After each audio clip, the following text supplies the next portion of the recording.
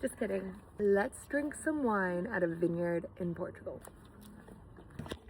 So this was actually the most beautiful winery, and I say actually because our driver said it has the best views out of all the wineries in Douro Valley, because you can see the river from the back and the front, which you'll see later. But this is Quinta do Tejo. I'm probably butchering that. I don't speak Portuguese, but I digress. Our tour guide for the day ended up being one of the winemakers himself. He asked our driver, do these girls want like the regular spiel over and over, or do they want something fun? And our driver was like, oh, they want something fun, which was true because this was our third wine tour in Porto, and this would have been our third time hearing how to make port. So instead, he brought us into this special room that tours aren't really supposed to go into. This is where they store all their vintage port. The winemakers do all their taste testing, and they do their experiments, which is in this giant one. This vineyard doesn't do white wine, but their winemakers really want to experiment with it. And if they start doing it, they want to do something really different. So he was like, ladies, try this. I really want your opinion on it. It's nowhere near done, but let us know what you think. And I am telling you, I wasn't even pulling his leg on this one. I was like, this is the coolest white wine I have ever tasted. Please bottle this up ASAP and I will buy every single bottle. He's like, okay, maybe in 5 years we'll sell this. Put me on the waiting list, please, sir. We tried a couple wines in this back area. All of them were unfinished, so it was very interesting tasting what wine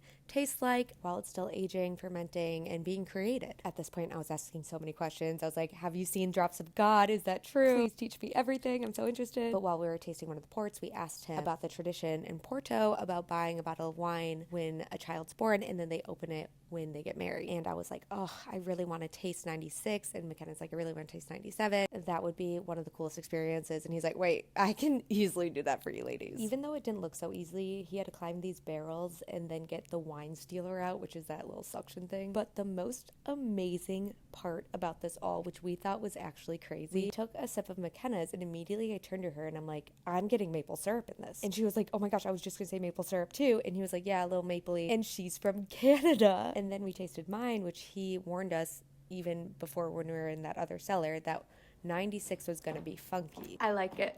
It was going to be really, really sweet. And because it's really sweet, it's easy to pair well with other wines to make it taste better. And I was like, oh my gosh, that's like so me. I'm too sweet and I'm a Gemini, so I get along with everyone. So after tasting our birth years, he took us to the other side of the main building, which had another spectacular view, and left us with a bottle of their rosé, which he was explaining to us isn't a classic rosé. It tastes more like the funkiest white you've ever had. Again, this vineyard is very much like, we're not going to do the regular thing. We want to do cool experiments, which made this whole thing even more fun. But that's how we had the absolute best experience in the Douro Valley. Unfortunately, this isn't a tour I can link or provide any sort of info on. It was just the winemaker getting good vibes from us and then giving us the best tour he could have ever given us. So take this as your sign to visit Douro Valley.